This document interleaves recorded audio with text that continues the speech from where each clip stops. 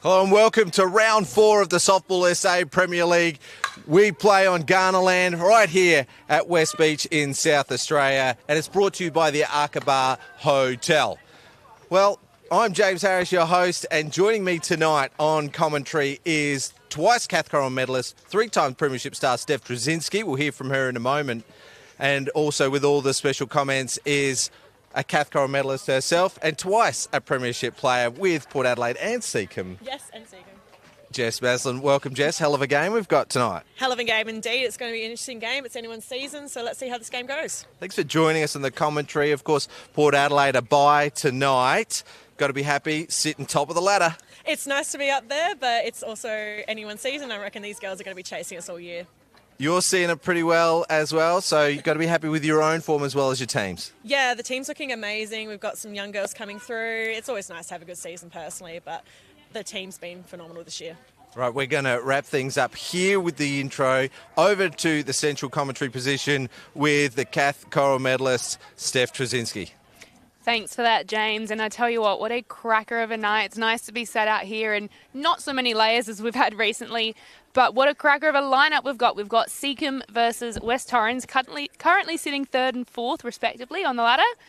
They've already met once this season when Seacombe shut out reigning premiers West Torrens 5-0. But since then, West Torrens have had a couple good runs, beating Heels 10-0.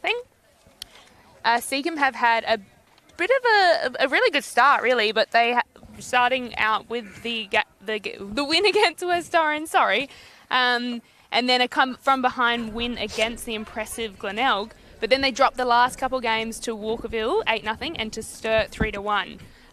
So these two teams coming in so far early in the season really evenly matched. So I think it's going to be a really good game between the two of them. I know West Torrens will be coming out with a bit of a chip on their shoulder after starting off with a loss to Seacombe.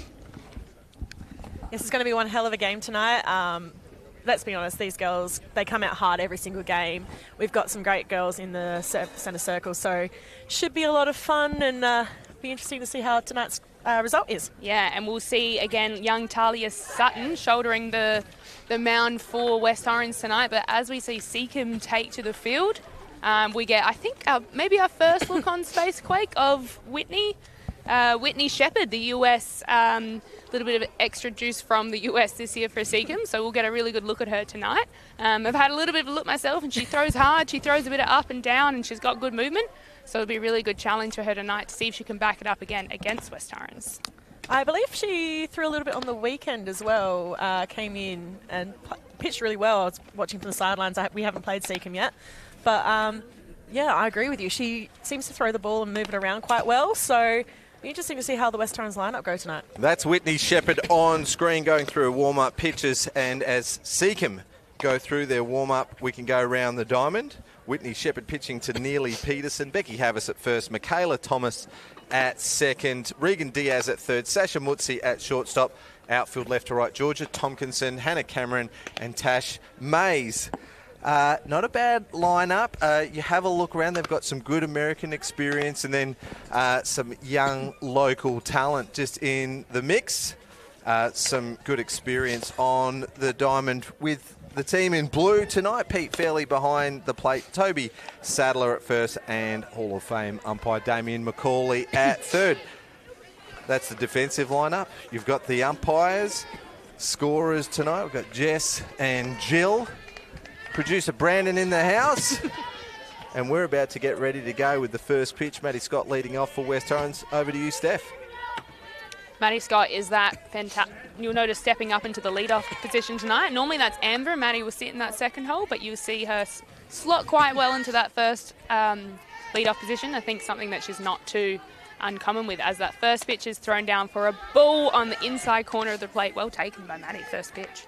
It'd be interesting to see. Every time we faced West Torrens, Maddie's, as you said, always going to be in that second position. So she's definitely not a batter to underestimate, though.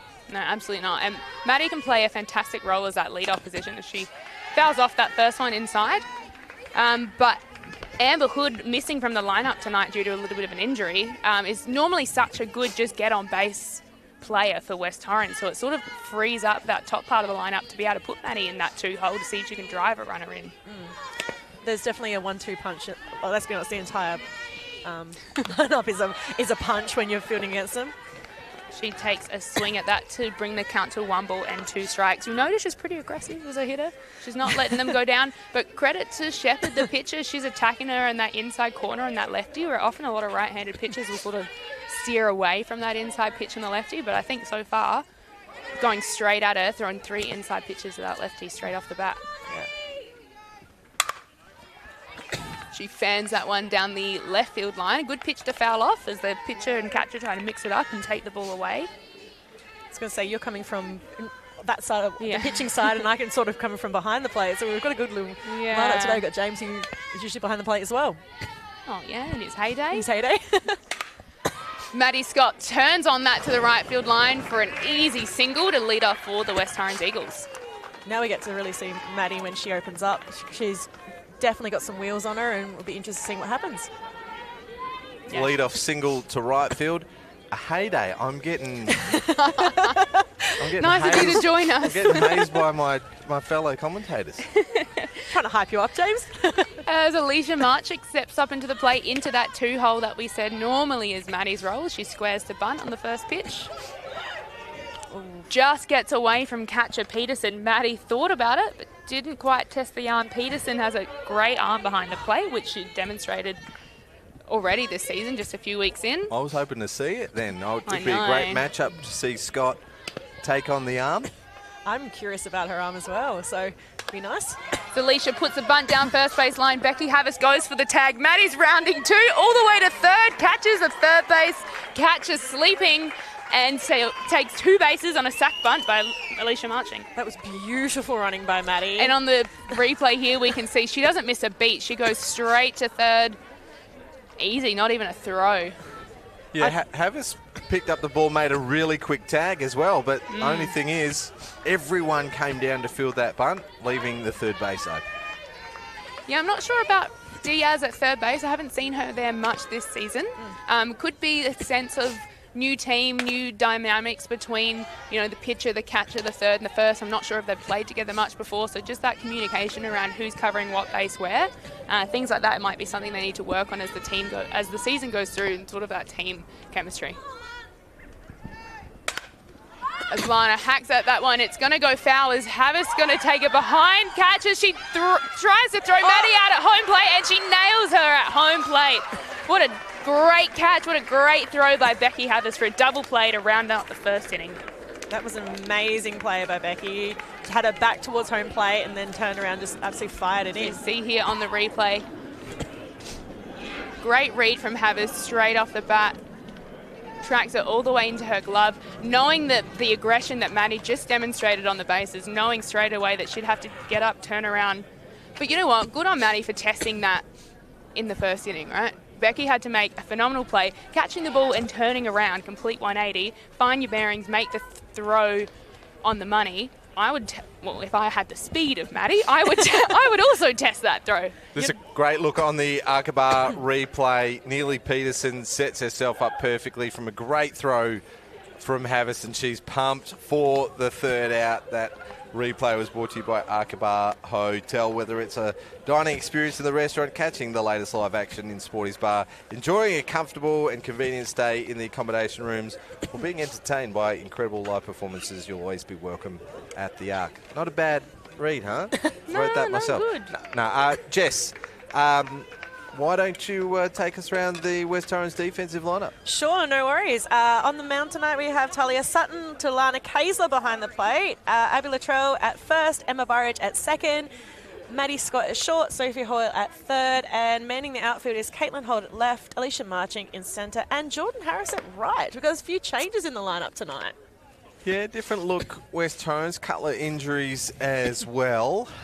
Although there's a few named on the bench, all awaiting clearance, I would suggest, for their injuries. I know that there's a player out there wanting to take a break for obvious reasons, but Talia Sutton has been pitching very well for West Torrens so far this season. 3 games, 2 wins, 1 loss. That loss did come against the Seacombe Tigers, but defensively they've given up 7 runs, and 5 of them have been to Seacombe this season, and they lead the league in runs against. So doing a great job, the teenager. What is she, 15, 16? She's definitely got her L's. 16. So she's got to be 16. Yeah, definitely got her L's. I know that for a fact. Yeah, she's pitching so well. I've been lucky enough to face her, and she's definitely commanding it up there. Yeah, she's settling really well as she lines up for the first pitch against leadoff hitter Diaz for Seacombe Tigers. This is another player who can show power from the number 1 spot as well. Starts off with a nice inside cooled strike on the hitter. Both pitchers attacking inside early, I've noticed. A menace around the base as well, Reagan. We had her in commentary. We spoke to her about that. I was going to say that there's no shortage of speed in either of these teams. You would know playing against Seacombe last year as well, Steph. Like, there's certain players that you just know if they get on the base pass, they're going to be an absolute menace and run super fast as well. Yeah, absolutely. Diaz also such a good two-way player, can hit, can field, can pitch, can play pretty much anywhere, and hits leadoff too. Why not? Good on her. You'd never catch me in that position, I'll tell you that. As she sits on that change-up, drives it into the centre-left gap, and she's got to push for 2. Laird picks it up pretty well, but Diaz has just enough speed to slide in quite safely for a lead-off double in your first inning for the Tigers. I was going to say, that's the speed we were talking about, and that power as well. And I mean, hit that so well. We can see here in the Aqaba replay. I was going to say, Maddie gave everything to try to get up for that too. Yeah, great hands to hold them back on the change-up. Yeah, I said that. Yeah, no, Sutton doesn't miss a beat though, comes straight back inside, really attacking those hitters. Holt out in left field took a really good angle on that one actually, cut that off really well, because that could have easily gone past her and been extra bases, as Mutzi fouls that bunt off behind her.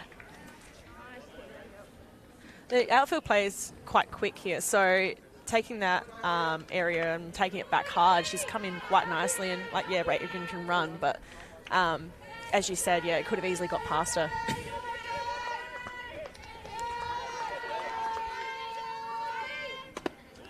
Good eyes there by Mutzi. You see Sutton's gone upstairs trying to get what's presumably a sack bunt situation or a bunt situation, trying to get her to pop up, as is quite common in any bunt situation, throwing the ball up for a cheap out.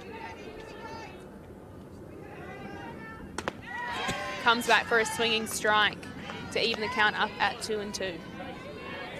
I wouldn't put it past Bill for a fake bunt steal as well. It's a handy play to have up your sleeve when you've got wheels on too. Yeah, especially when you know this West Torrens lineup. As Mutzi just pokes at that one into centre field, Marching's going to come in and sort of basket catch that one to keep the runner at 2. Just what you were saying though, you're right. Bill would know that this lineup is a little bit different as well. So something like a fake bunt steal 3 in this situation might test people out of, well, I mean, Sophie's not really out of position. Liner isn't either. And neither Maddie Scott, Yeah, who will that's have fair. to cover third if Okay, all right. Hoyle's down. But you just never know, right? No. Becky Havas comes to the plate with a runner in scoring position for the Seacombe Tigers. Be interesting to see how Bill plays in this situation.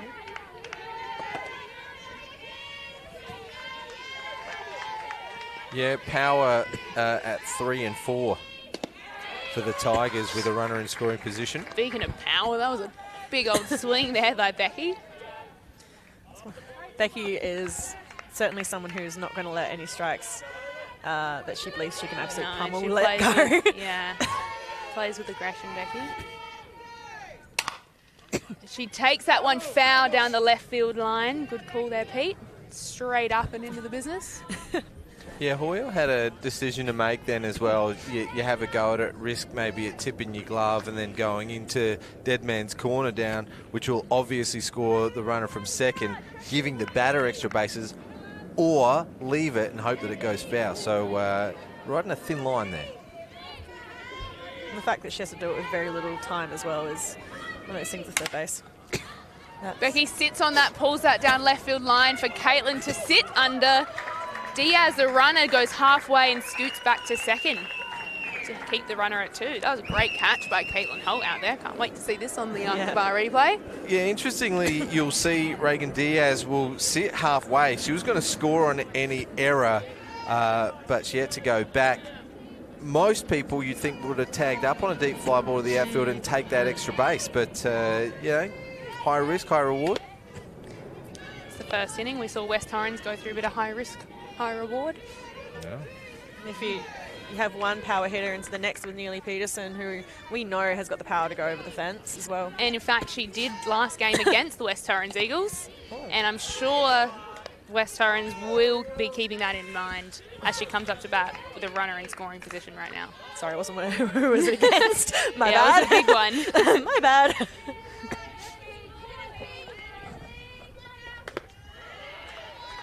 Yeah, I'm sure they'll be careful with 2 out and first base open as well. Maybe get her to chase a bad pitch here. And she's already 3-0 up. 2-0? Pete just gave 3. 3-0. Oh, 3-0. There we go. Oh, that's a nice pitch there by Talia. But a 4-ball walk there with first base open creates a force, an infield force at each base. And 2 out. So probably not the worst move in the world at all. Might even be somewhat intentionally unintentional. Courtesy runner for the catcher. So Sasha Muchley goes over to first. Brings Bree Lynn up to bat. And a ball for first pitch. What would you do in this situation, do you think, Steph, if you were pitching tonight? Would you play? I don't know. Oh, as that one just brushes Bree off the plate a little bit. Talia keeping her honest. Brings the count to 2-0. I don't know. Just well, there's no hole in the middle order for Seacombe because in the on-deck circle, Whitney Shepherd, she's shown that she's capable with the bat as well. So you can be careful to Peterson because you've got the open base, but I don't think you can take any more risks. No. Falling behind 3-0 here. See Lana Kayser, the catcher, calls timeout just to chat to her pitcher. Lana hasn't done a whole lot of catching recently, but let me tell you, she has plenty of catching experience from her youth. Yes. She herself is a national champion catcher from schoolgirls back in the day. Yes, they're high school champions, 18 and under, 17 and under. Yep. Yeah, wow. Were you in that team? I may have been the pitcher to Lana. That's why I remember it. As Talia winds up for the 3-0 pitch. My favourite player in that team, my favourite memory of that team was that Kelsey Nucky was the shortstop. Oh, she was too, you're right. Wow, there you go. 3-1 count here to Lynn. She fouls that one off, so she's hungry. She's not there. She wants to hit. You can see that in her.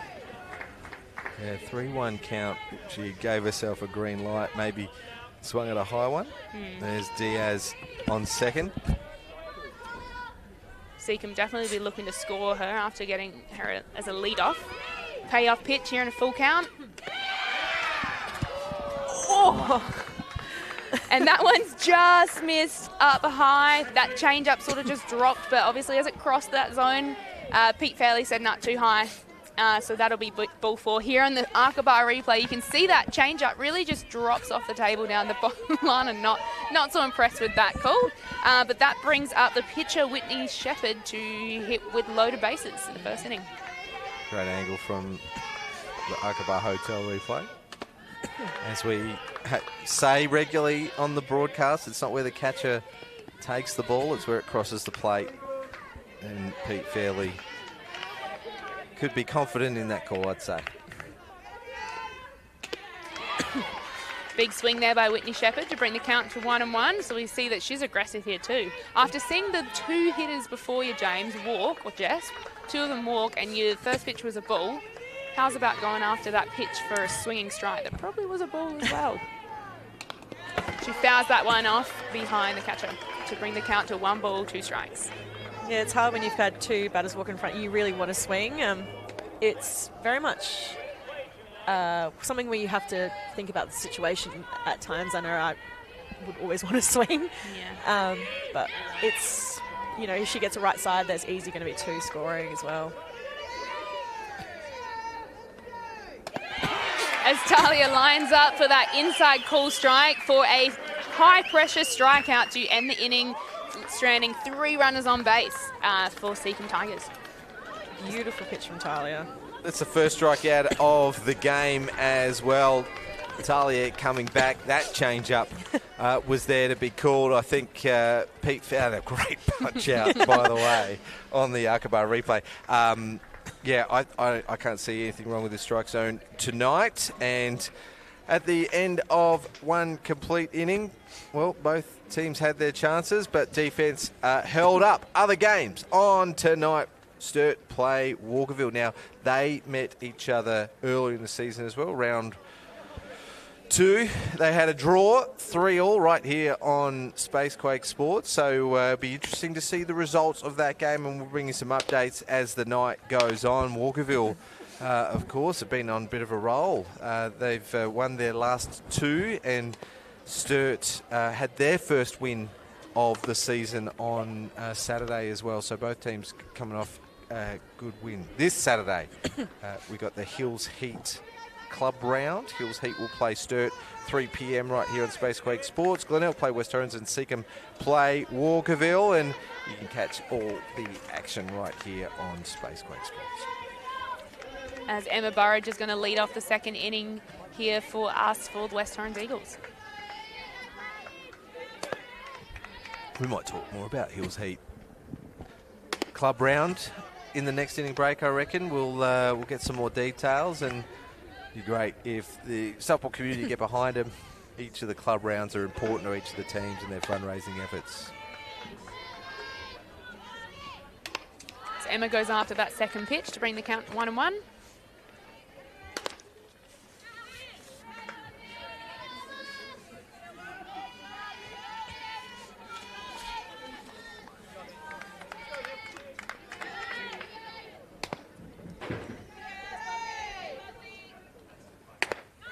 Takes a big swing at that one too. Shepherd just painting the outside edge there. She does seem to have a little bit more of an up ball tonight. Be interesting to see how that develops as the game goes on, if she starts to rely on any other pitches. These West Torrens batters are certainly not going to go down without a fight. Nice pitcher's pitch there, low and in, just missing the corner, bringing the count to 2-2. Emma's quite a patient hitter, aggressive, but she's pretty patient, so she's got a good eye.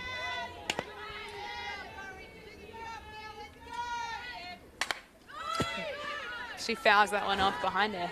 Good job to get her hands to it. Those rise balls, yeah. I know, like on the camera, it really looks like, why are you swinging at that? But it's really hard. It is. It's really, really hard. Yeah, there's certainly. That's why you see so many do it. Yeah. It's certainly something that a lot of other sports don't have. So, yeah. She fouls that one off, stays in the game, drawing out this at bat a little bit. Shepherd throwing them in hard. We might have to break out the radar gun, I reckon, soon, because I'd love to see the clock on Price, Caudle, Geldof, some of the new faces in the Premier League this season. Yeah. See how they measure up against the champ. Just clears that one up the middle, jammed her a little bit, but Burridge does just enough to punch that ball through the infield and get herself a lead-off single for West Torrens. That was you, by the way. Me? He talked you up and you didn't even realise that.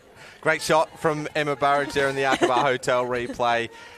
Lead-off single for West Torrens in both the first and second inning. Let's see.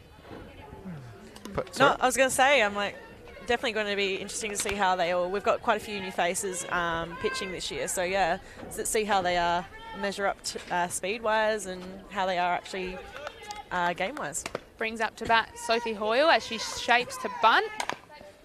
And fouls that first one there. Good to see someone like Sophie, who's such a renowned power hitter, is pretty quick to put out that sack bunt when the situation calls, and that's a really good sign of just being a team player, really.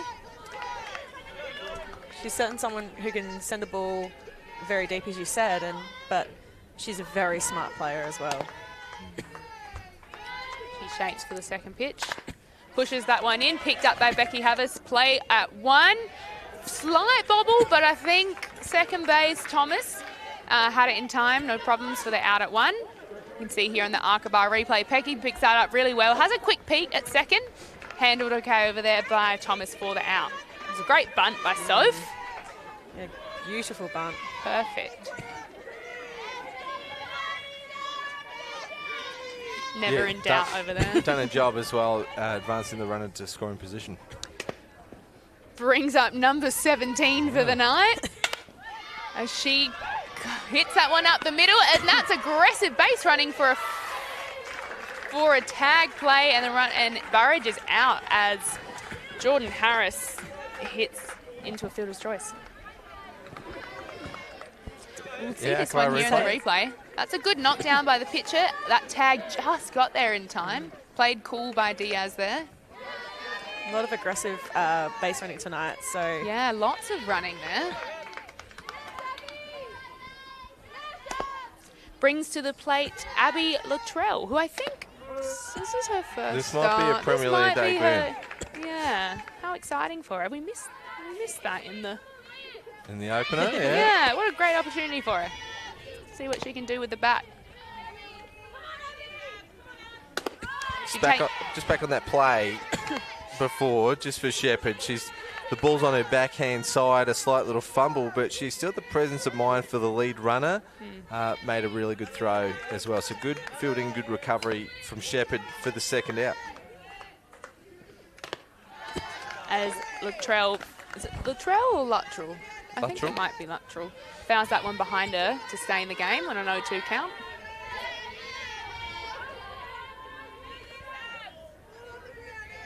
I am loving how many younger players are coming through as well, with no matter what team as well.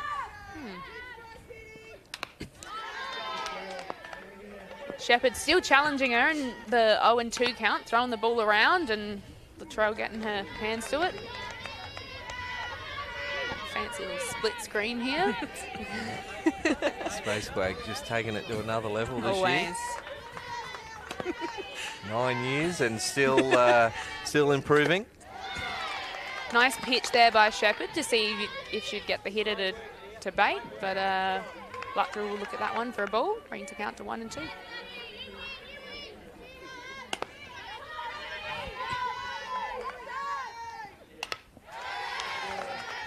Well, she's making her work for it, isn't she? Yeah, it's a great battle there. She's certainly not going down without a fight. No, she's doing really well. Tell you what, though, as a pitcher, there is nothing more frustrating. Done a long battle, like a 5, 6, 7, 8, 9 pitch at bat. Yeah. Oh, and that one is called for the strikeout. Peterson will pick it up and tag her. Doesn't miss a beat for the third out of the inning. Well, I'll tell you who did miss a beat just then. It was West Torrens, because the catcher didn't complete the take. It dropped out of the glove. Even with 2 out, that runner could go. Oh, yeah, she was quick. She was real quick. She was so quick, I never saw the tag. Yeah. No, she was certainly on top of that very quickly. Well, there you go. West Torrens in that inning. Lead-off single, advanced by the bunt, rinse and repeat from the first inning. But batters 6 and 7 couldn't get the job done. So 0-0, middle of the second inning. We'll go into the home half. Hills Heat. Thank you, Steph. What can I get from the Hills Heat fundraising food situation? Yeah, the Hills Heat Club Day fundraising efforts at the barbecue, bacon, egg and cheese. I would say sandwiches or rolls, maybe sausage and onion on bread. Nachos. Ooh, that's fun. Is that the first time we've had nachos? Yeah, here? that's a new one. I could Cupcakes, get around that. Heat cookies, Oh, that's lolly cool too. bags, and Gluten-free. GF brownies. Gluten-free brownies. Gluten-free. There you go. How about that? And, Quite something for everyone there. and that is from the support of a local butcher, Sterling Variety Meats. Thank you so much for your support for the Hills Heat Club as well. I think it's forecast to be a crack, like 31 degrees odd. It's going to be a fantastic day. As Talia throws first one down for the inning for a called strike on the hitter, Hannah Cameron. Now, Hannah Cameron has moved from a club, right? First year with Seacombe. Okay, I'll be... Every year there seems to be quite a bit of movements. It takes me half the season to get my head around. Yeah, okay. All right. Maybe I'm wrong. Maybe I'm thinking of someone else, but good to see her getting an opportunity here in the Premier League.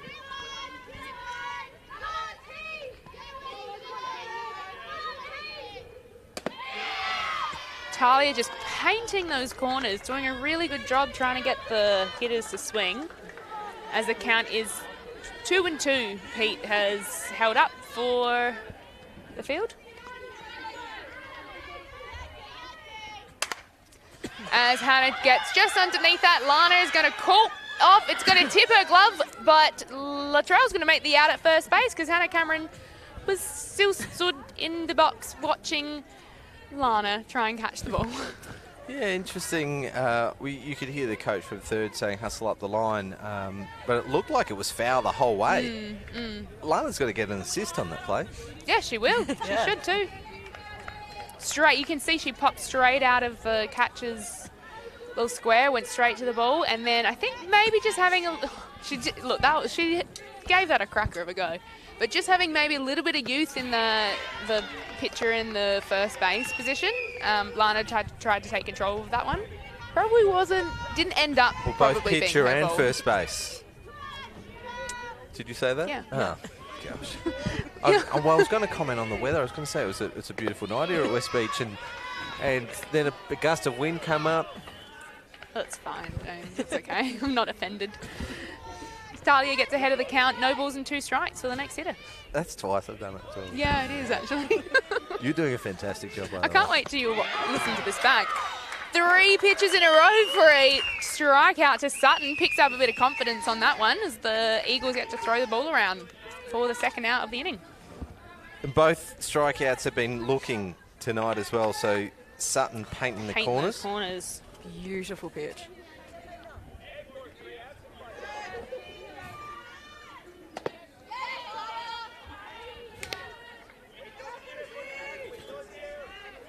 Brings to the plate Michaela Thomas, second baseman for the Tigers. She takes a hack at that one, fouls that one back.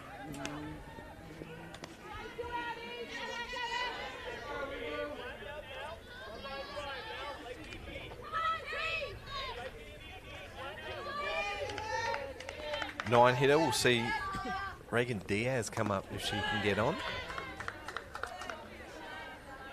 I wish I knew more about Michaela Thomas. I believe she's maybe new to the lineup this year. Maybe another player making their Premier League debut. We need to get more information from the teams, right? Yeah. She hits that one. Maddie Scott does a great job. What a stretch over there by youngster Abby Luttrell. That was fantastic. It's a great stretch. Great inning from the young player from West Torrens. On screen right there, Luttrell, who's made a good play after cleaning up Lana's mess. And then Maddie Scott, good play, fires it across. And how's that stretch over at first? Far out. They have some long legs, aren't they? Makes me jealous as a first baser. I wish I had that flexibility. Maddie did a fantastic job there, though, with that transfer. Throw just a little bit low, but Abby plucked that out, no problems. Looks like she does that every other day.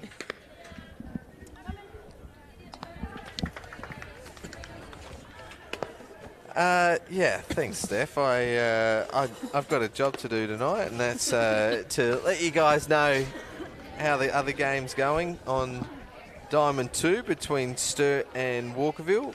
And I can tell you that the ice score's not updated. So,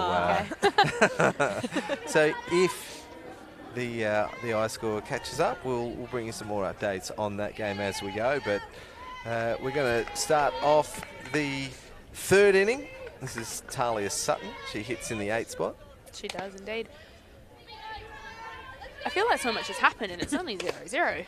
Oh, great pitch there by Shepherd. Just painted that inside upper corner for a ball.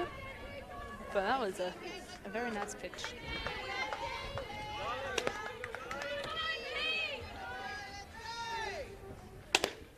Talia takes a good cut at that one that time, brings the count to 1-1.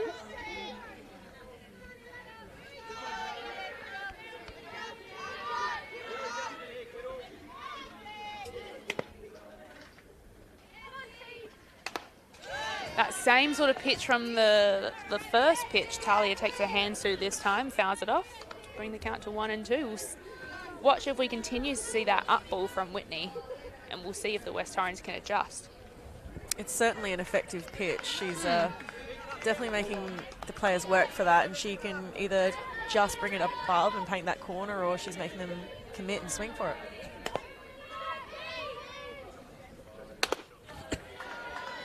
Really going at him though. I think of the 4 pitches, they've all been essentially the same up and in pitch, so really challenging these hitters here. Nice little pitcher-on-pitcher matchup too, so.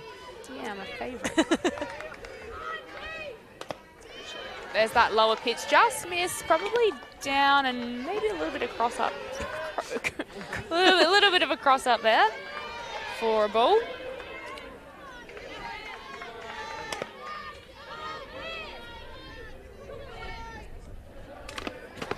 Talia doing well just to stay alive. We've had some long at-bats, actually. You can see here on the Arca Bar Hotel replay, she does a good job just to get her hands to it, but just dipping under that rise ball. Full count here on the hitter. Will we see... Oh, I'm not going to say it. I'm not going to say it. Yeah, don't get caught in the commentator's curse. Oh, do you know what I was going to say? No. I was going to say, will we see another leadoff get on base? Well, we just saw another leadoff get on base. 3rd time in 3 innings for West Torrens.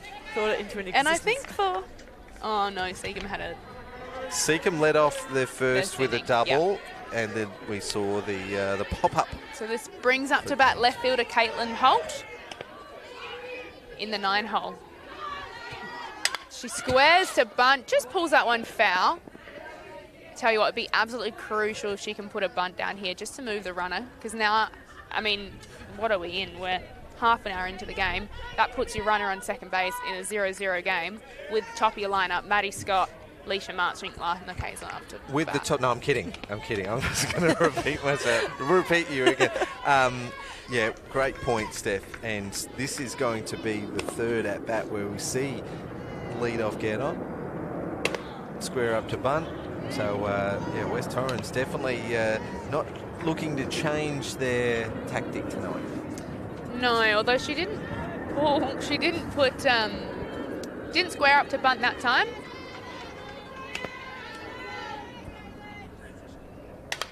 She takes a hack and fouls that one behind, puts 2 strikes on the board, takes away that sort of bunt option.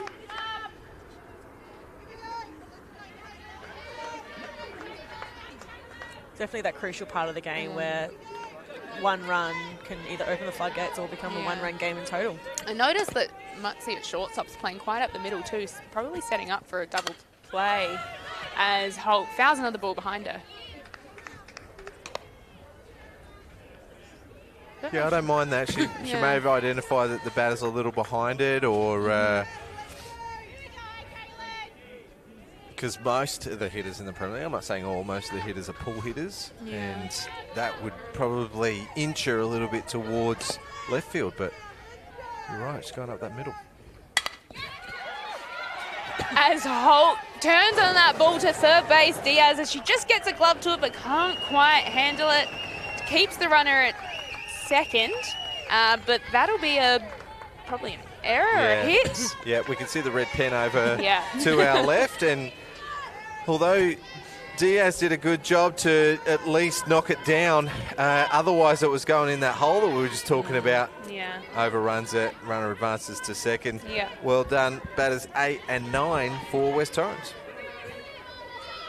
How crucial is that, Jess, getting your 8 and 9 hitters, the lower part of your lineup on base, to turn around for your leadoff hitter?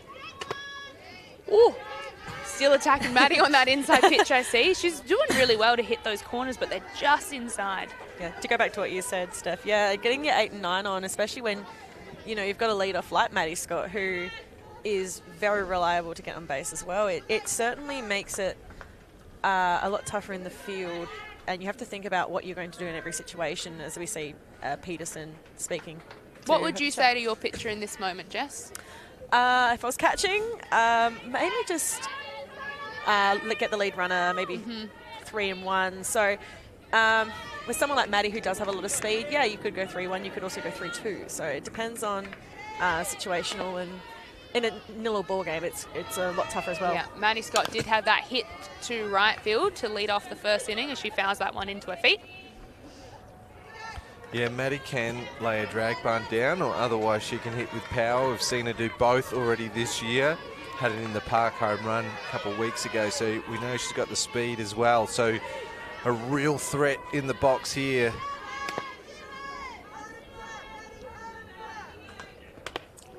Goes up and in again, just gets away from Peterson, the catcher, as Sutton will scoot on over to third base, which takes off the force, opens up first base for Maddie Scott, now putting 2 runners in scoring position. Old mate Lee Hall would probably make some sort of ridiculous call like put her on, but hard to do when you got premiership players Martian, Kaiser, Burridge, Hoyle to follow. I was going to say the lineup behind is no slackers either. As Scott will line that one over to shortstop, the play at home plate, and Sutton is out on the tag by Peterson. What a great play by shortstop, Mutzi. Shortstop or? It's been a huge night for Seacombe in defence. As you can see, Diaz dives for it. Mutzi picks it up fine, but makes a fantastic throw. Peterson makes the tag at home plate. Not bad running, but Dahlia, I think she may have just thought the ball got through. Gee, Seacombe have been off. You can't teach those plays. You can't train for those plays on Tuesday nights. West Torrens have lost 3 runners, 2 at the plate and 1 at third base tonight. Yeah, Seacombe have been polished, I will say, in the field. That is a fantastic play there by Mutzi. What made it harder was Diaz diving across in front the ball, as well. Yeah. And then having to make the throw, like when you're throwing in line with the runner, I don't know if you can see my hands, but when you're throwing in line with the runner and you don't, like that's visually quite a hard throw to make. And then Peterson, no doubt, laid the tag.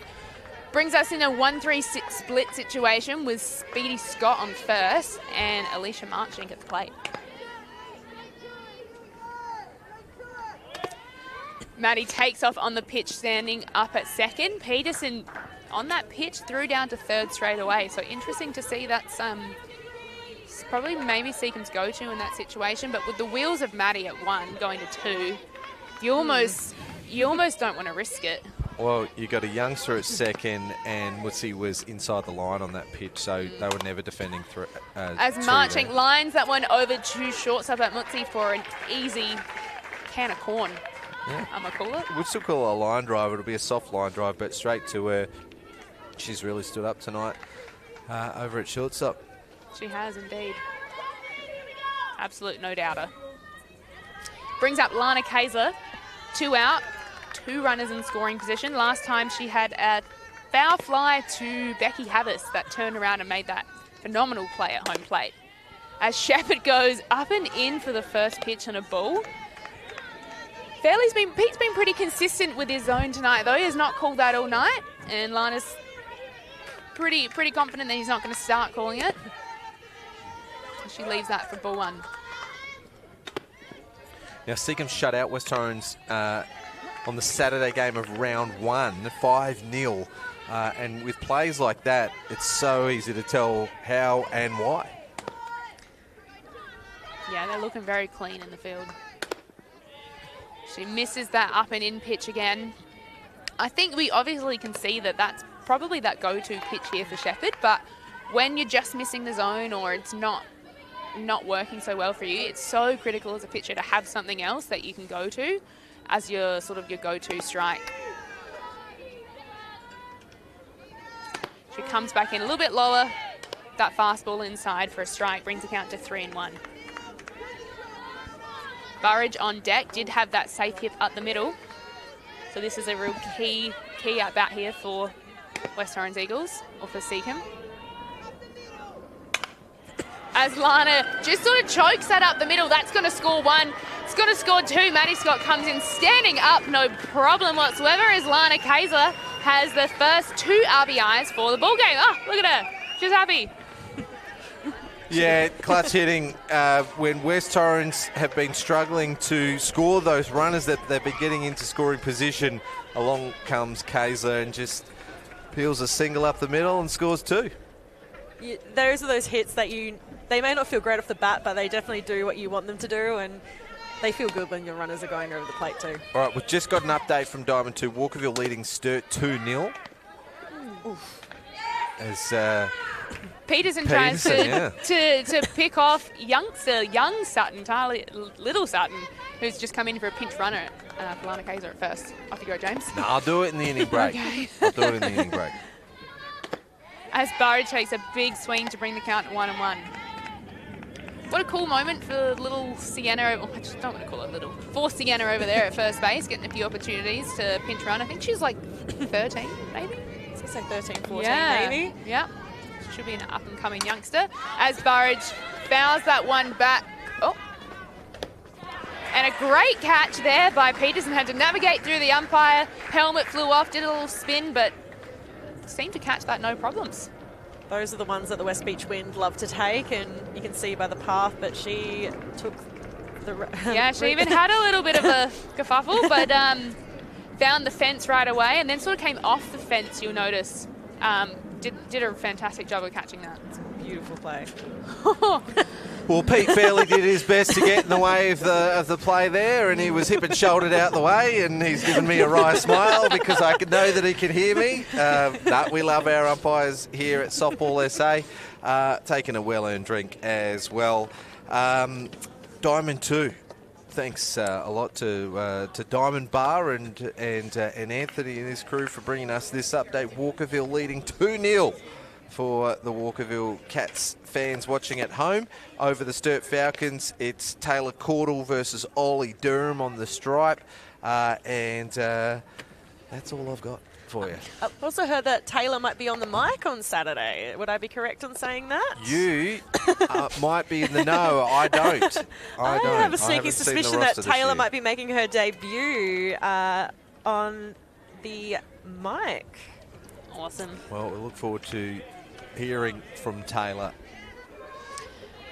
So to kick off the bottom of the 3rd inning, Seacombe Tigers back up to their leadoff as Diaz starts us off. Did have a double to left field last time, so she'll be looking to do the same. As she lays down a running bunt, Lana picks it up right away, makes the out at 1. Wow, look at that. True. Again in the play. So much happened then. Oh yeah, taken by Luttrell at first base. And Kaiser like a cat. Taking that just off the chalk. I'm going to call that mystical by Lana. That was a fantastic play. Beautiful. But look at that ball spinning. You can't practice that. Picks it up bare hand, doesn't miss a beat. That's another one of those ones of throwing behind the runner too. Tell you what though, I really love that by Diaz. Like first at bat came up, hit a double, running bases, crushing it, and then obviously has the confidence and the speed and like the versatility as a player to turn around and put down a running bunt. I reckon if it had gone an extra metre, she would have been safe. It just hit that little bit. As Lana pops up right away, catches Sasha Mutsi's foul fly back behind her. She's really in the game tonight, Lana, isn't she? Here we see on the Arcabar replay. I didn't even see her get up. She was just up.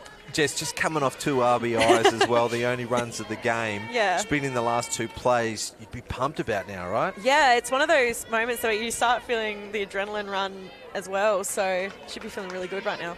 Well, we know she polls votes really well. She's a Cath Carroll medalist herself. It's a small club, but, you know, here I am spoiled sitting next to 2 of them. Kaiser out there on the field as well. Has got one in the pocket. Where's Mel McGee? She's normally around. She's somewhere. She's got 4 of them. It's a great game. She might be in the votes again. And Jess, you're going to be speaking to the Sporties Bar player of the game. Yes, I get to check to them about the game, and it'll be interesting to see who I'm going to be interviewing. Becky lines that one down third baseline. I was going to say, I believe actually Lani won the one directly after me, actually. So, nice little day.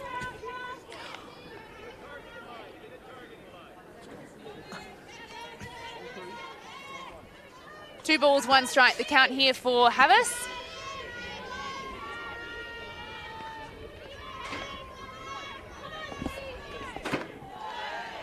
She watches that up and out.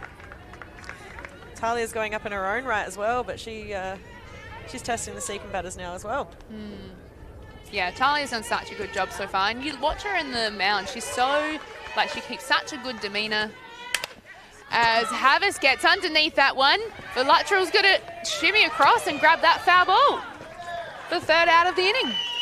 Well, it could possibly be her Premier League debut. She's definitely holding her own. See here on the Aqaba Hotel replay. Finds the base right away. You can see that with her feet. Drop steps well, reads the ball completely under it. Never in doubt. This has been a defensive masterclass from both teams tonight. On point.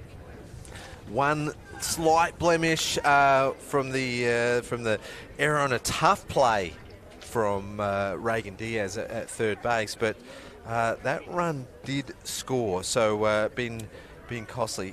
What do you got for us, Steph?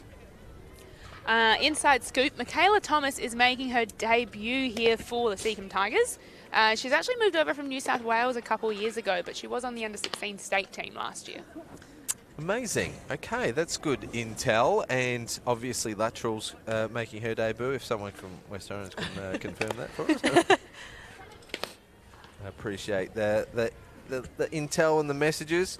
Don't send us too many. We've got a job to do here, and that is to call this amazing game that we call softball. We've got Whitney Shepherd doing the pitching for the Seacombe Tigers, and I've got 3 Cathcaro medals and 5 Premier League premierships sitting to my left. Steph Trzynski calling the play-by-play, and Jess Maslin with all the Aqaba special comments. Enjoying it tonight. You guys are legends. You guys are naturals at this. Yeah, it's different from being on the field, certainly, but it's nice to have you guys here and calling what seems to be, and certainly is a great game. We love what we do here, and makes it even better when people like you are joining us, stars of the game. I love that more and more players are getting involved and being behind the mic as well. It's a lot of fun. Oh, a little change up there from Shepherd. Haven't seen too many of those yet. She threw a nice little hard, crisp fastball on the outside for strike one, followed up with a change up. So Peterson and Shepherd here identifying that they need to start mixing things up a little bit. With that hard outside pitch to go straight back to it. So a little bit of a different tactic here, sort of straying away from that up and in or that up pitch. Maybe finding a bit more success mixing it up a little bit. Yeah, first chance to swing for Hoyle tonight as well. She bunted in the first. Successfully, mind you. It's a good hold with 2 strikes. Yeah, that is a tough pitch to lay off of. That's a beautiful Yeah. Yeah. I certainly would have been probably singing, not going to lie. Me too. Sophie takes that little 2-strike adjustment, shortens up, just looking to punch the ball into play. She takes, there's that another change up for a ball. Brings it to a 3-2 count, full count.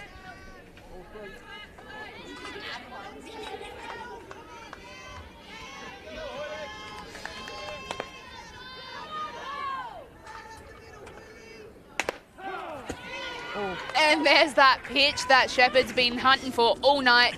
Calls Sophie Hoyle, sorry. Sophie Hoyle looking on that up and in pitch. I know. We certainly have a lot of people who have a very Here we can see on the Aqaba replay, that is a fantastic pitch by Shepherd. Wasn't much that Sophie could have done with it. A little fist pump there from Peterson too to finish it off. Just her second strikeout of the night, both pitches with 2 Ks. Brings up Harris as she goes after the first pitch. Unlike her, fouls it off. Maybe it's the jersey. Maybe it's number 17 in her. Maybe, yeah, maybe. I blame her dad as well. Always in her ear. The first one's always there, he says.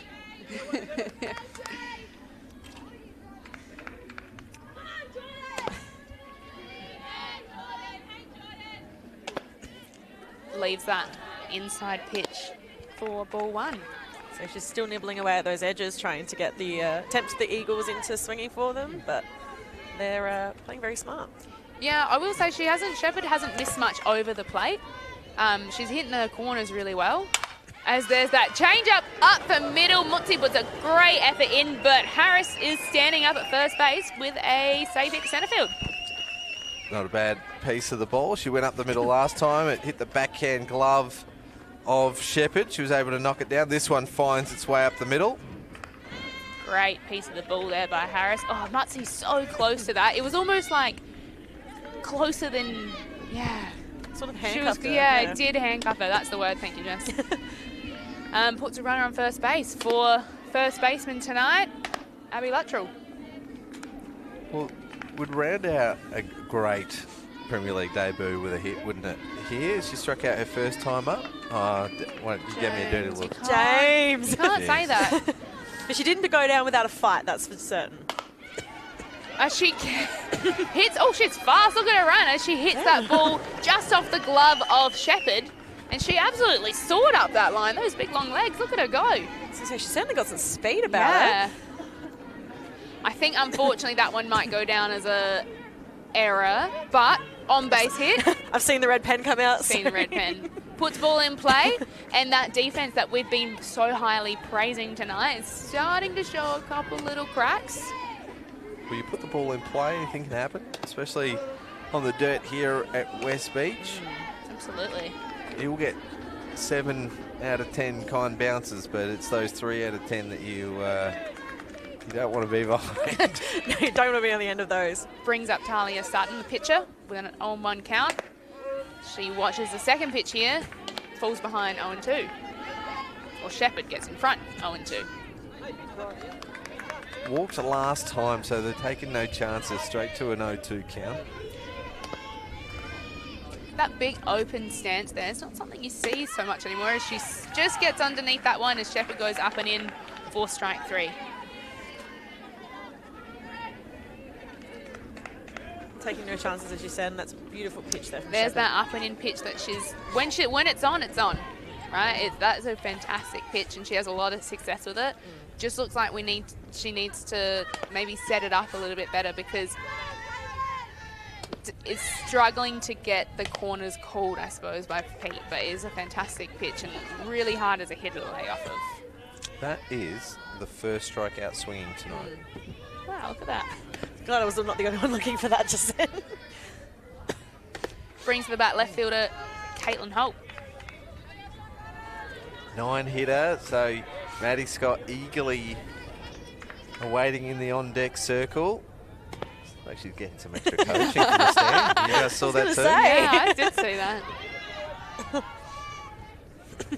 I'm saying probably from Jill rather than Andrew. Absolutely. Yeah. I don't think it would land.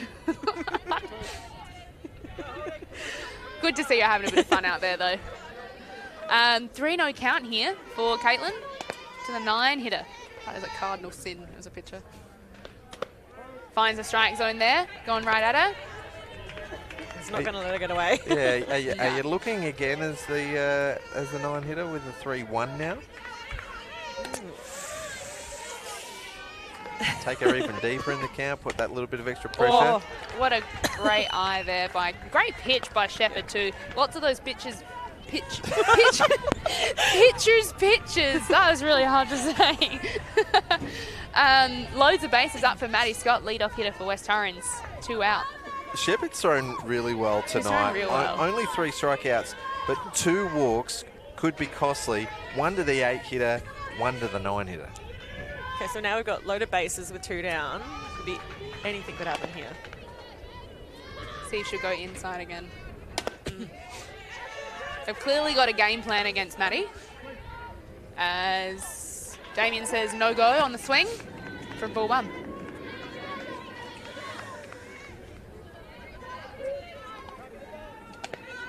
We're all obviously fans. We're sitting here waiting with anticipation. As Maddie lines that one up the middle. It's going to score 1. It's going to score 2. Caitlin's going to stand up at 3. Maddie's going to stand up at 2 for a 2-run RBI for Scott over there at second base. Another great effort from Sasha there, though. You can't take that away from her, but that's a beautiful hit by Maddie straight up the middle. Fantastic there on the Arkabar replay. You can see again, Mutsy getting so close to them. Gloved pretty well by Hannah Cameron, but the runners on base, there was absolutely no stopping them with 2 out. They were going on the hit. Jordan Harris there, all smiles. Abby, all smiles. I saw Caitlin celebrating over at third base as well. Oh, there she is. Well done, Maddie. She'll be happy with that. Not quite the Otani dab, is it? It's Yeah, that was more of a... More muted version. Right, yeah. Yeah. That was like a Trump shuffle, wasn't it? How he dances with the... I would have no idea. Timeout called from Bill Benedictson, coach of the Seacombe Tigers. West Torrens get an opportunity to have a chat. We're at 4-0 now here in the top of the fourth. 2 out runner at 2. We're at hitter 2 in the lineup for West Torrens, but Seacombe Tigers are the home team tonight, so they will always have the right of reply and will bat last regardless. We're about 57 minutes into the game as well, so still plenty of time for the Tigers to come back. They've already had one big come from behind victory this year against Glenelg. They're certainly not a team that will ever stop fighting back, and they are a dangerous team and can certainly come back and score when they need. Yeah, and let's not forget that the scoreline between West Torrens and Seacombe last game was 5-0. So Seacombe put 5 runs up on West Torrens, no problems last time. As Peterson will try and pick off, and she picks off Holt over there at third base. How's that to get your team out of a jam? Seacombe have done it again. West Torrens lose another runner in scoring position. 2 at home, 2 at third, and it comes from the cannon of an arm here from Peterson. Good tag from Diaz as well. You know what? She's got a cannon, but the transfer between ball and glove, look at that. She actually dropped it into her hand. The speed, like that is such a quick transfer, and that up and in pitch. Yeah, it was very good. Noted. Beautiful Neely throw. Peterson, absolutely noted. Note taken. Everyone on the base paths. Neely's got one hell of a cannon. I'm eagerly anticipating producer Brandon for any graphics that might be coming around about the hour mark. There we go. Softball on Spacequake Sports. I was ready and prepared for you this time, Brandon. This Saturday, Hills Heap Club round, 3 p.m. versus the Sturt Falcons. On Sunday, it is the New South Wales Super League, the doubleheader for Manly Wolves versus Manly. Then the Manly Eagles take on the Mounties, and Sunshine Under-21 Classic over in Victoria between the Chargers and the Gators. Only the best guess on Spacequake broadcast. Lang Harrow was on last night, and next Wednesday. Are we broadcasting next Wednesday? Is there something I don't know? I can't help you. Let's wait and see. I might not mention that one. We've got an update from Diamond 2, but Steph, you've got the play-by-play. Going back into the game, James, bottom of the fourth, and Peterson, who just made that fantastic throw out, is the hitter coming up to the plate right now to get something going for the Seacombe Tigers. The count is 1-1. I heard a rumour we were taking a bit of a spell for Wednesday nights for the next couple of weeks. I also heard a whisper about that. But still, catch the Premier League action Saturdays at 3 p.m. Bit of a smile on Sutton's face there as that change-up missed a little bit high. Brings the count to 2 balls, 1 strike.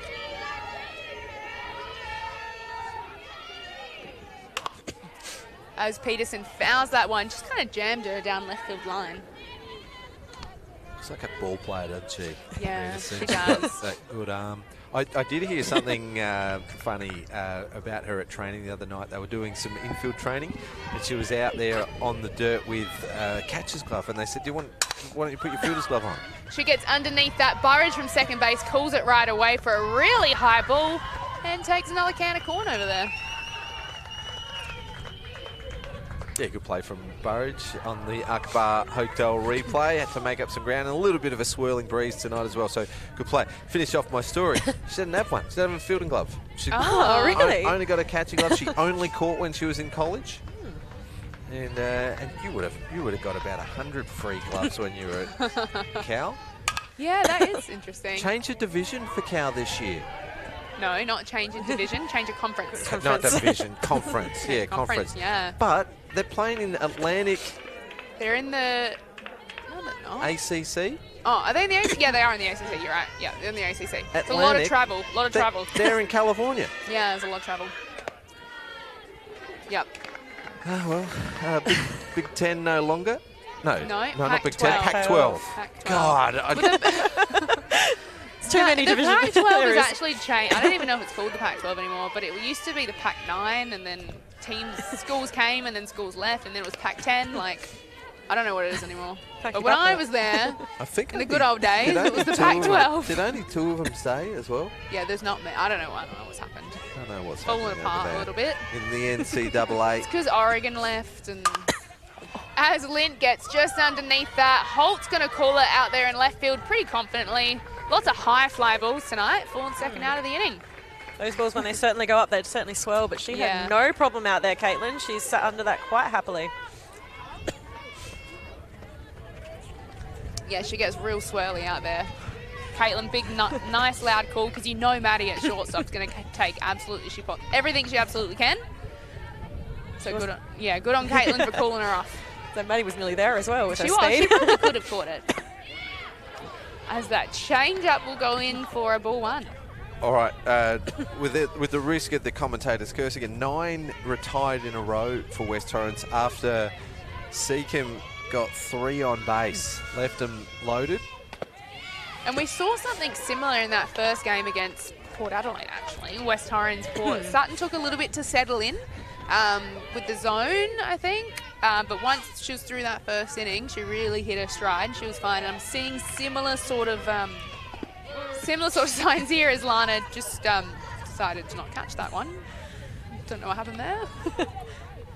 Caught her off guard maybe a little Yeah, bit. looked like it crossed her up a little bit. I'll have you back there, Lana. Brings a count 2 balls, 1 strike.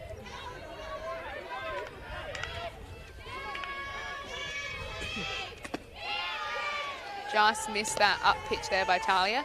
Talia's got a little bit of everything. Still a young pitcher, probably still finding, how she's going to command the mound, I suppose, as a pitcher as she matures. But she has a little bit of rise ball, a little bit of drop ball. That ball's fouled off. She's got that nice, slow change-up that she's working on. So she's got a little bit of everything, which can be really good and really handy to have, rather than a pitcher that gets really hung up on 1 or 2 pitches. For someone so young as well, she has such great control in there as well, and that change-up is beautiful. And credit to Lana. Between Lana jumping in to help out catching a little bit, while Amber's just a little bit out at the moment. Doesn't miss a beat, stepped in, doing fantastic job in Talia's ear the whole time.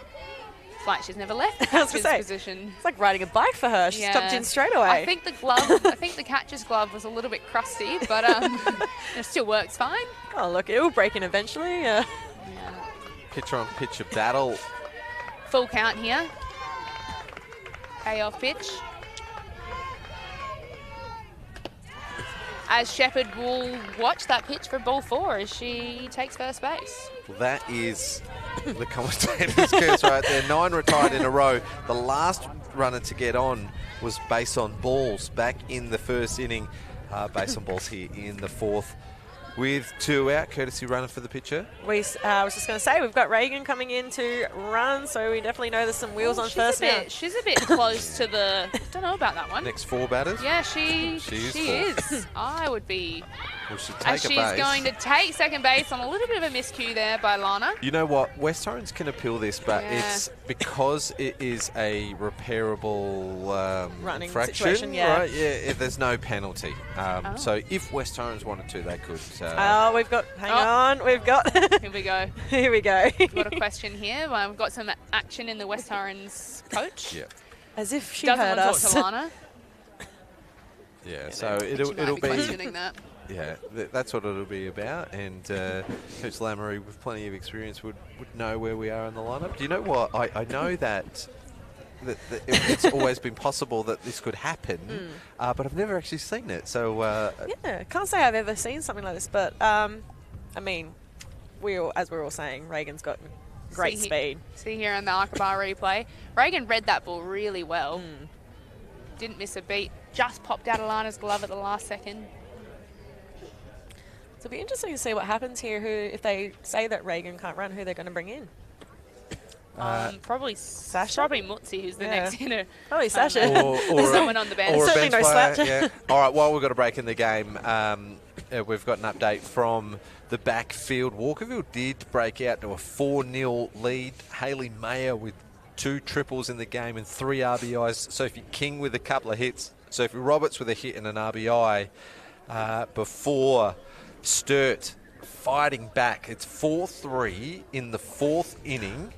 Walkerville still leading. Singles to Ollie Durham and Ashland Men's 4th before a double from Maddie Cameron to bring them back within 1 run. So umpires just checking here, and I'm sure Seacombe are aware of what's happening, but they're not taking the opportunity to change the runner. Probably just trying to hope it slides by, Yeah. I imagine. I mean, why wouldn't you with the speed? But yeah, certainly a good game happening out there on the back diamond. It's a good little matchup between Caudle and Durham. Durham, yeah. Yeah, and like I said at the top of the show, they tied 3-3 first time they played. I believe that was a broadcast game, wasn't it? Was a broadcast As we game. see Havas going out to switch places with Diaz. Yeah, because Mutsi's in the next 4 batters as well. No, she'd be 5th. No, Should be fifth, yeah. Well, I don't know. I she's don't know where it 4th. starts. She's in the next 4 batters after this Afterwards, one. yeah. Yeah. Yeah, that's interesting. Yeah, I don't know Do you where it count the starts. current batter in the 4, or is it the No. 4 I don't after think the batter? you would because Surely not. I don't know. No. No, I don't know. Again, we've never seen it happen, so we've never needed to worry. You might have to ask the ladies Because next honestly, to us. if you had like, say there's none out. Oh no, because there's 2 out. Right? Yeah, I understand. So only 3 people, only 2 more people can get on base. Yeah. Yeah. Okay, back to the action here. I feel like a little bit of a... We've got Hannah check. Cameron up to bat.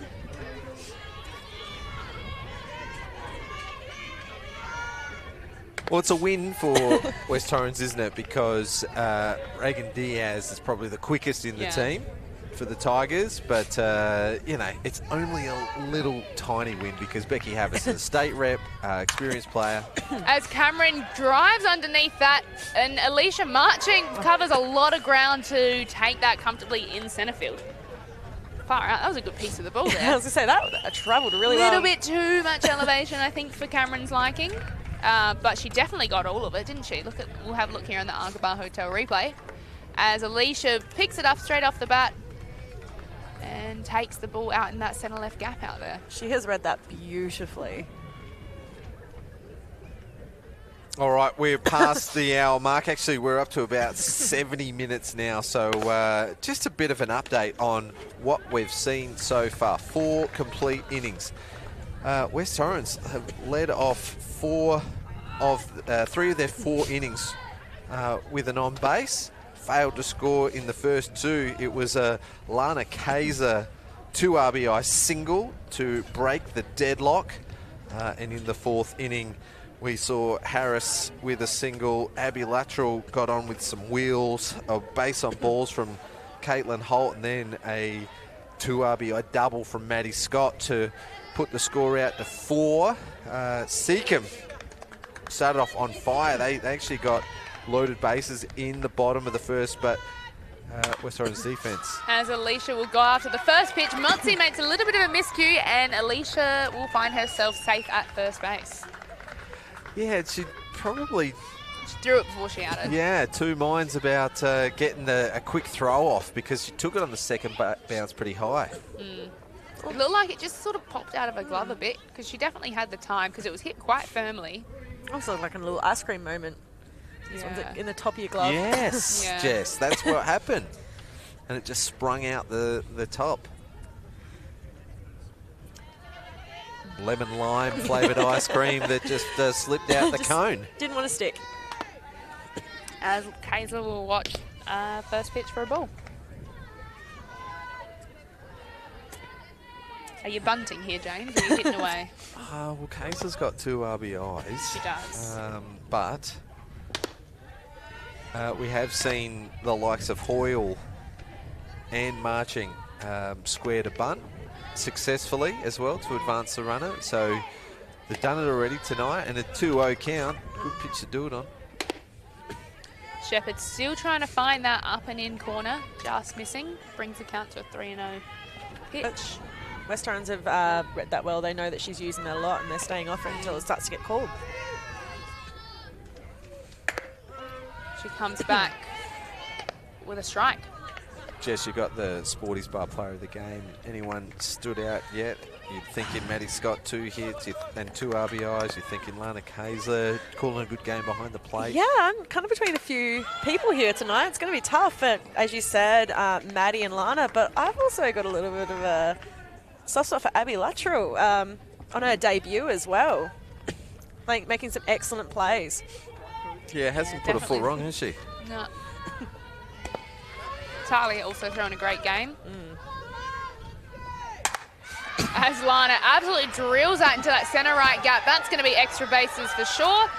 Hannah Cameron does a good job to stop that as Alicia Marching will hold up at third. Lana for a stand-up double and some, what did I say, rather spooky dance moves out there. She's loving it out there. She's putting her little dance shoes on. It's a bit of thriller tonight. We saw Maddie Scott with the moves before. Alicia Marching was just being careful there. She was a little bit more than halfway. She thought it was safe and then took off for third. Yeah. I want to see those dance moves. There they are. There they are. Good little dance routines from West Torrens tonight. Yeah. I must have missed that in the pre-game chat. I was going to say, where are they getting all these dance moves? As Shepherd goes straight at Burridge for strike 1.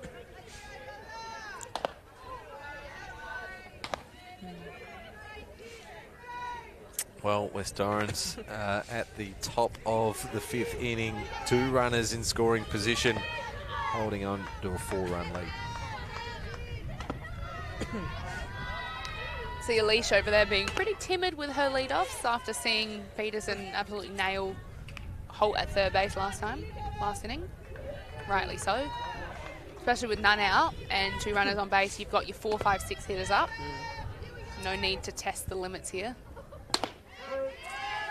Shepherd finds that low outside corner that seems to be doing a really good job for her. Get ahead with those strikes. She's definitely finding those edges. As you said earlier, she has not missed over the middle of the plate at all. No, I think that one that Lana hit may have been a little bit middle. But overall, she's been, and we see a strikeout for Emma Burridge on that inside pitch. Yeah, she's hitting the corners fairly well. West Torrens just doing a really good job of being really disciplined and not laying off that up pitch. She brings it down a little bit there, forces him to go at it, and has a bit more success. Brings up Sophie Hoyle, the 5 hitter with the runners on 2 and 3 and 1 out. She goes after that first pitch as Mutzi's going to make the play at home plate, and that is the 2nd runner for West Torrens, third runner for West Torrens thrown out at home plate. They definitely haven't got rid of their aggression tonight either. They're pushing hard and making the field work. Yeah, absolutely.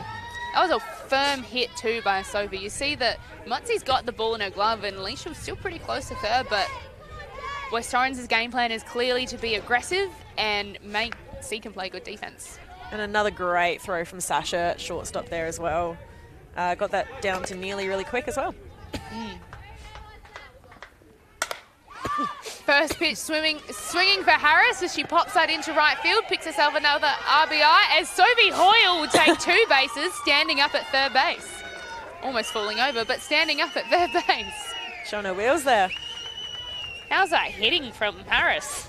Yeah, just jammed a little inside out going to the right side, but it was enough to score the run, and now it's 5-0 to West Torrens.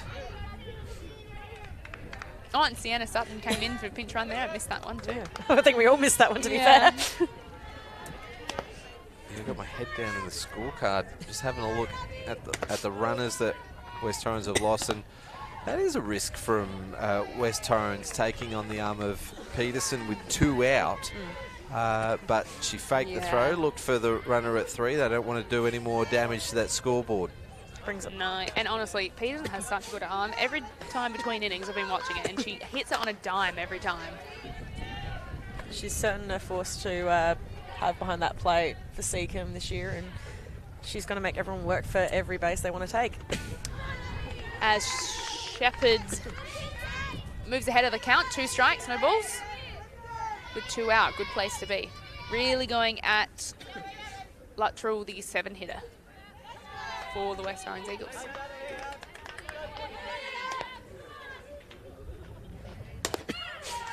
And strike 3 swinging for Latrell last. That's how many strikeouts we got here for Shepherd now? There's been a few. 5. Yeah. Yep. It feels like she's really put the gas on the last little bit here. You see that up and out pitch. Yeah, 4 in the last 2 innings from Shepherd, but also in the last inning she's given up 4 hits and 2 errors in the field for 3 runs, and that is how West Torrens have scored their last 3 to take a 5-0 lead. You were right, Steph. They've lost 2 at the home plate now, but they've lost 2 at third base as well. So, yeah, 4 runners in over home and at third. What do they say? That's a cardinal sin for any team to lose runners at the plate. No, I think it was 3. Cause I think it's 3 at home yeah, plate, to be fair. Talia, Maddie. I think it's Talia, Maddie, and Alicia. Yeah. Talia, Maddie, and Alicia. Yeah, so 3 at home plate. Maddie got thrown out on the foul fly, and then Talia ran home on a hit to shortstop, I think. I coloured in the wrong circle, and Yeah. I've been proven wrong. So Yeah. I had it in my head that it was 3. Yeah. And that's from terrific defense from Sasha Yeah, Mutsi as absolutely. well, right? She's been in a bunch of those plays. She's been in the hot pocket. She's had a lot of balls hit her way tonight, that's for sure. Yeah, and it was the foul caught, By Becky Harris. yeah, by Becky Havis that make that good throw. So they've been on fire in the defense, Seacombe, but West Torrens have found a way to get that Yeah, lead out to just 5. Good timely hitting from West Torrens and a couple untimely miscues, I think, by Seacombe is really the difference in this, because it feels, I would say, it feels a lot closer than this. Brings up Georgia Tompkinson in the bottom of the 5th inning. First pitch for a ball. And 2-0. She finds herself ahead of the count. Good to see Sutton having a bit of a smile out there. Seems very relaxed as well. Takes a big swing at that one, Tompkinson. Still a bit of a hitter's count for her. Great little player, can do some serious damage. It's great to see her in the A grade still. Yeah.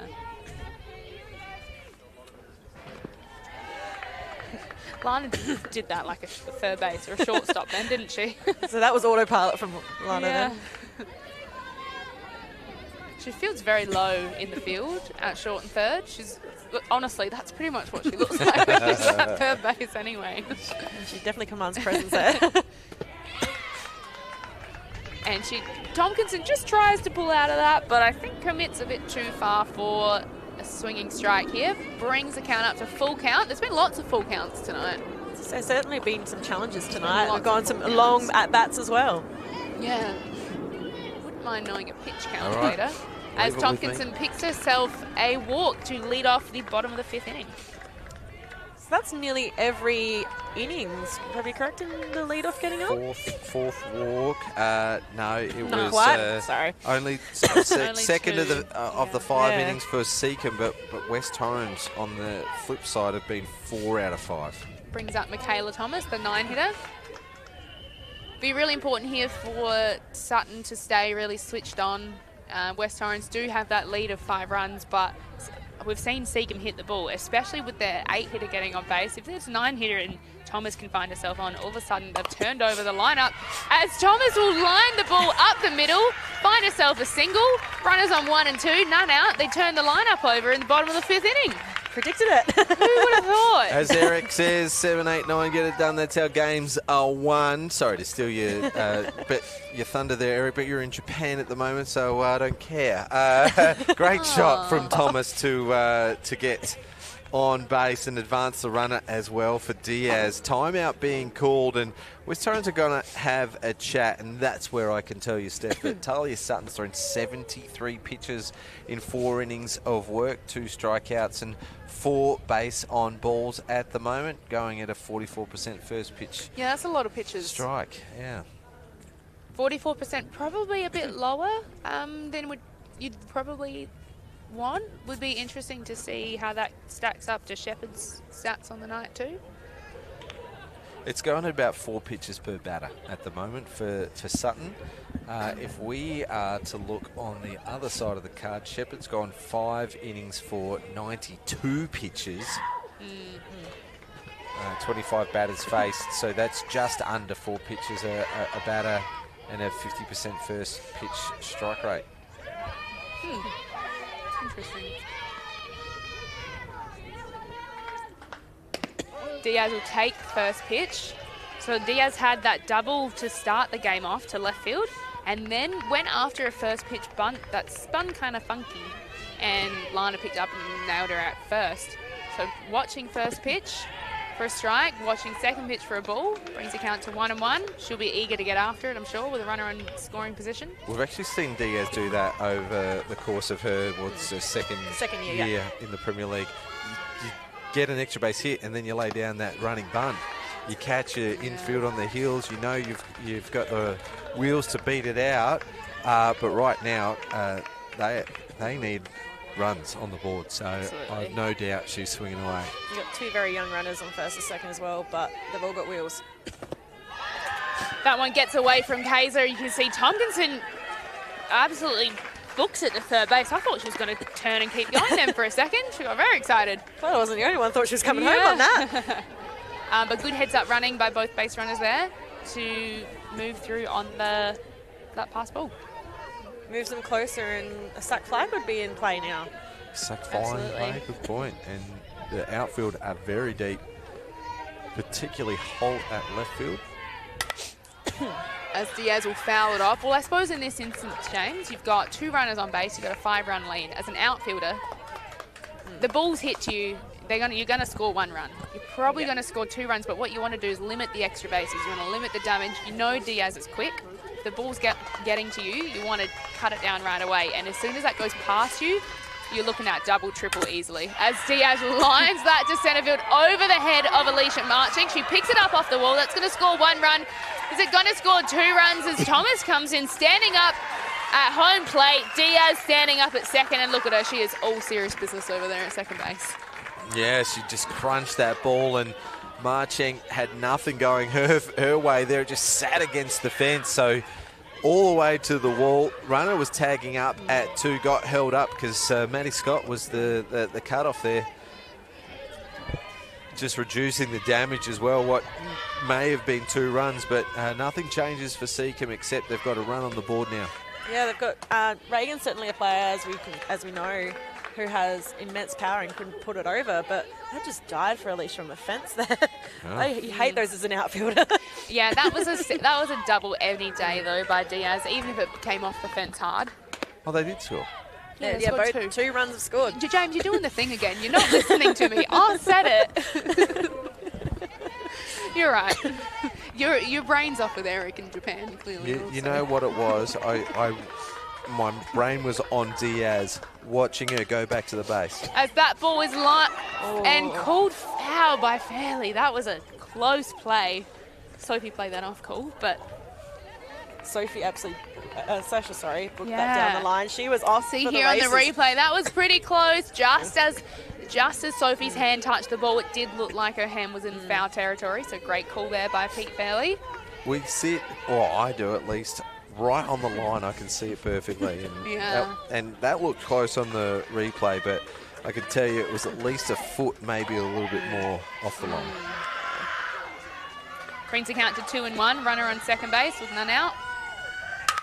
And that ball is lined to left field. Caitlin Holt's going to swallow it up. Diaz is going to go from home. Makes a play to 2 straight away, keeping Mutsi at first. But Diaz scores from second. Tigers making a little bit of a run here. 3 runs. Reagan did not break stride. As soon as that hit the bat, she was off. Yeah, she was gone. She was gone. Well, with how deep, you're right, how the outfielders are, you know as soon as that ball's hit, because of how deep they are, that was a single every day. Aqaba Hotel replay. Welcome to the Arc. 5th inning, a walk and 3 hits. Up until the start of this inning, Seacombe only had 1 hit for the game. Brings up Becky Havis. We have a ball game on our hands with the 3-4 hitters due up. We've got a runner on. There's none out here in the 5th. Strap yourself in. This is the last chance for Seacombe. We're 86 minutes in, so no new innings. As Havis is going to line that to centre left in that same gap. Looks like Mutzi's going to go for third as she's sliding and holds up safe for a double by Becky Havis to keep the Tiger train rolling. Timeout being called from West Torrens, so there's going to be a change made. The winning run comes to the plate. Jess, we're at 87 minutes. You've got Sporty's Bar Player of the Game coming up. You're going to have one from each team. I'm going to probably have to pull on multiples here tonight. I don't know. You guys might have to help me here. There's been such great plays. I'm absolutely stumped. Maddie makes a good decision there. You can see on the replay, she had that ball and made the decision to hold on to it, not make that play. That runner was going to be safe. Wow, what a time to set the scoreboard alight. Seacombe Tigers in this 5th inning. Batter number 8 led off. Georgia Tompkinson with a base on balls. Michaela Thomas gets a hit up the middle. Regan Diaz puts one to the fence. Sasha Mutzi hits a hard one out to left field. Becky Havis hits a double to left field. 3 runs have scored, 4 consecutive hits, and we've got Neely Peterson to the plate. So she represents the winning run. First base is open, but then you're putting the winning run on base as she would take first pitch for a ball. It's saying you've got a powerhouse in Peterson there as well. And Lint on deck with none out.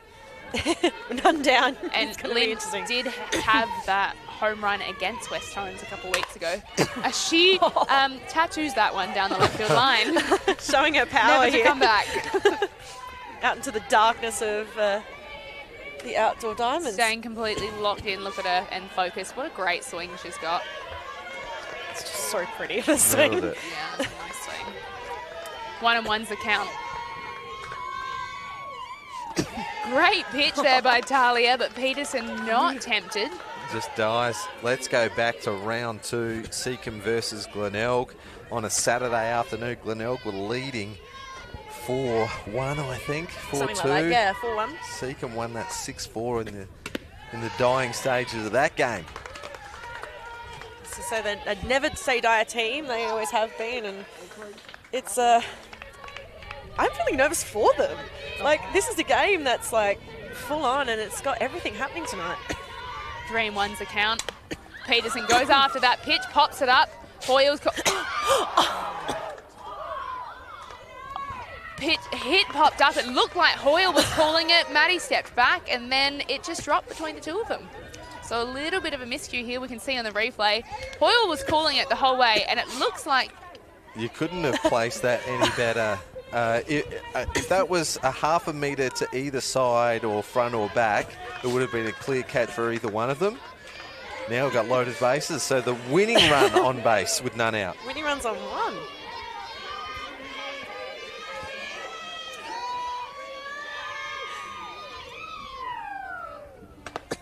First pitch by Talia is a ball. Tell you what a great opportunity this is for Talia, though. Absolute nerves are still out there. Demeanour hasn't changed the whole game. Although, at what point, though, do you start to feel that pressure? You've thrown a base on balls to get the lead off on, and then 5 consecutive hits. Perhaps that last one wasn't your fault, but... Yeah, I think you'll see at this point in the season, West Torrens struggling a little bit with maybe the pitching depth in their lineup. As Lint's going to just get underneath it. Luttrell at first base is going to catch that fantastically, keeping all the runners on base for the first out. Those are the moments where he goes up as a first baser and you just know you have to get to it. Talk about nerves of steel. Yeah, and you see it rattle around the glove just a little bit on the Aqaba replay. Swirling breeze, it's gone high. Nice catch in the end for the first out. I think you really underestimate how much it swirls in the breeze. If you remember that catch that Lana took in the final last year, really shows that ball can get lost up there. Those catches look simple on camera, but I'm telling you, as soon as it gets above the net, down here at West Beach, because we're 500 metres odd from the... I don't know how far we are from the water. Less than a K. There you go. We're close to the water. As that ball is nailed in the 5-6 hole, Caitlin Holt picks it up well. We're going to try for home, and Becky Havis is called Safe. The ball was Safe. spilled. I think At it's home spilled plate. Carolina's glove, I believe. Tied the game. Tied the game up. Wow. Wow. From nowhere, Seacombe. That's a great shot from Whitney Shepherd out to the left side. Not a bad play from great Hull, and just tried to make a tag before she had the ball on the Aqaba Hotel replay. Well, that might be the difference in the game. West Torrens lost 3 runners at the plate. Seacombe putting it all on the line there, and with 1 out now, winning runner at third. How's that for a pitcher doing some work too, helping herself out with the bat and the field? Brings up Hannah Cameron, the centre fielder. Runners on 2 and 3. You've got the winning run at third base. How are we for time? We're past 9. We're past time. Winning run at third, 1 out. All the outfields have come very shallow now. Walk off. And that ball is smoked up the middle by Hannah Cameron, scoring last 2 runs for Seacombe. That's going to be it. That's game. That is game. We're trying to make some hand signals with Jess Maslin. You've got a tough choice here. I don't know who I'm going to pull. I might have to pull one from each team here. Hannah Cameron, well, not from each team. Seacombe's come up Seacombe trump here. trumps. Yeah, they've chased down 5 in the last to win 7-5. Here's the last player of the game, the Aqaba Hotel replay. Cameron smashes one up the middle. The West Torrens outfielder in shallow. Nothing they could do about it anyway. In that last inning, we saw Seacombe with 7 hits from the 9 batters that reached. They've scored 6 runs. Yeah. Oh, 7. Was that 7 in the end? 7 hits and a walk. There you go. 7 hits and a walk to score 7 runs to win the game. Seacombe have stolen one here at West Beach tonight. Jess Maslin's out there. I'm interested to see who she picks for the Me Sporties. too. I think she's player trying to of ask the me game. then, but honestly, Jess, you're going to have to pick it. She's going to take 2 here. You know what? That's probably a good move. Got Hannah Cameron with the walk-off and Reagan Diaz. He was solid all game. Solid all game. Couple of hits, couple of RBIs. Over to you, Jess. Thank you, guys. I'm here with 2 players from the Seacombe Tigers. Girls, what can you say about that game? It had everything. It did have everything. I thought Whitney carried us really well in the circle. I think we made a few mistakes behind her, but she did a great job of keeping us in the game, and then our bats really came through for us, which that's really, really exciting. What do you think? I think we just had to keep fighting to the end, to be honest. We just had to play what we know and hit the ball.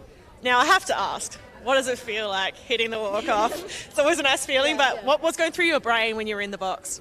Just get it in play, and that just felt freaking awesome.